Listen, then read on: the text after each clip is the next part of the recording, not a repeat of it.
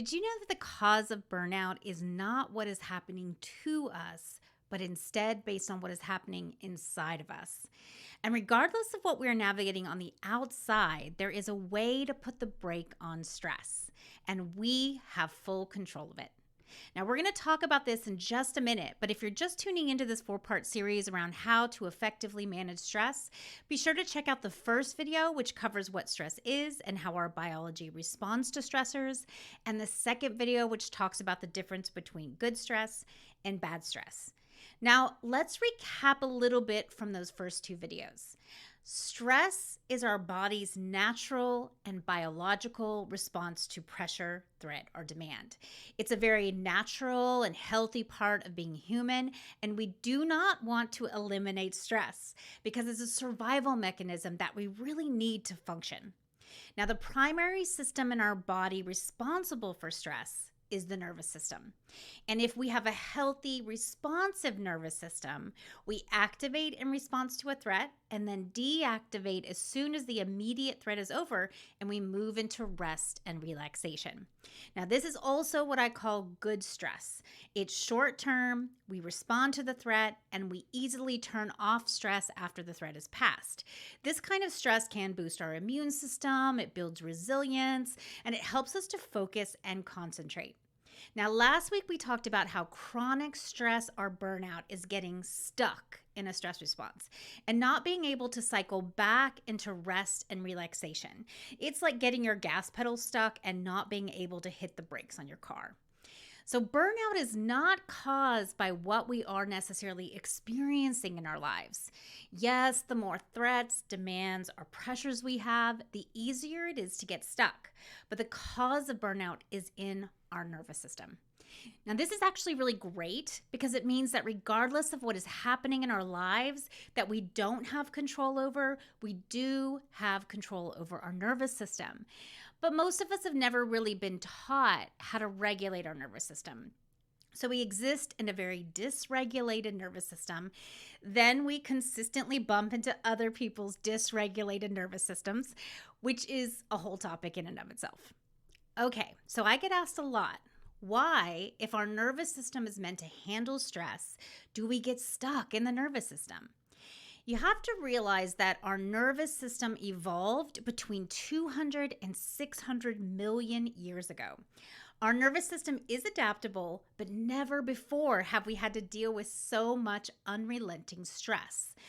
The thing is that our nervous system perceives threats based on our unconscious wiring. So a perceived threat is no different to our nervous system than a real threat right in front of us. So we are no longer facing real lions, but we have perceived lions everywhere.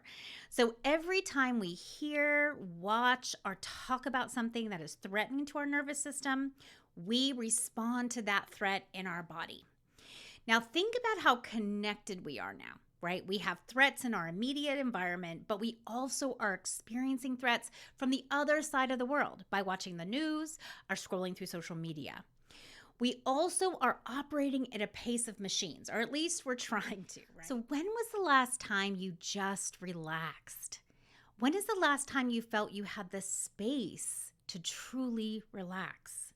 That means not filling that space with electronics or in being productive. We've trained our systems to stay in action. So if we want to put the brake on stress and prevent burnout, we have to learn to engage the other part of our biology and nervous system that allows for rest and relaxation. No, you don't have to go take a vacation or have a retreat or even meditate. Those are great, but you can trigger your parasympathetic system, the part of you that automatically rests and relaxes within minutes. Now, I'm going to share with you one of my favorite nervous system regulation tools today, and then next week I will dive into 3 more. All of these tools are backed by scientific research and are specifically designed to move the nervous system back into rest. To put the brake on stress. You will notice that these exercises are very simple because our body doesn't need to be taught to rest. It needs to be reminded of its innate ability to rest. So, for today, let's dive into what I call a sensory pause. It's one of the easiest and most effective exercises. It does require you to access running water. Now, some of the tools I'll give you next week can be done anywhere, but for this exercise, you can excuse yourself when you're feeling stress and find the nearest bathroom or kitchen sink, or even running tap outside. When you're in that bathroom or next to your source of water, you're going to turn on either the hot or cold water. You want to submerge your hands in the running water and notice the sensations. How does the running water feel on your hands? Can you feel the temperature of the water? Does the water feel soft or rough on your skin? Is it a pleasant sensation? So you want to move your hands around the water and notice what it feels like. And that mindfulness that you put to this practice is really important because the key is noticing sensations on your hands and the way your hands feel in the water. So do this for a minute or two. If you want, you can move back and forth between a few minutes of hot water and then a few minutes of cold water. You can also move from feeling your hands in the water and then noticing how they feel outside of the water. So the back and forth, also called pendulation, shifts your nervous system more easily. That's it. This exercise can be used when you want to put a break on stress in the moment you're feeling it, or you can use it to prevent chronic stress as a resilience practice.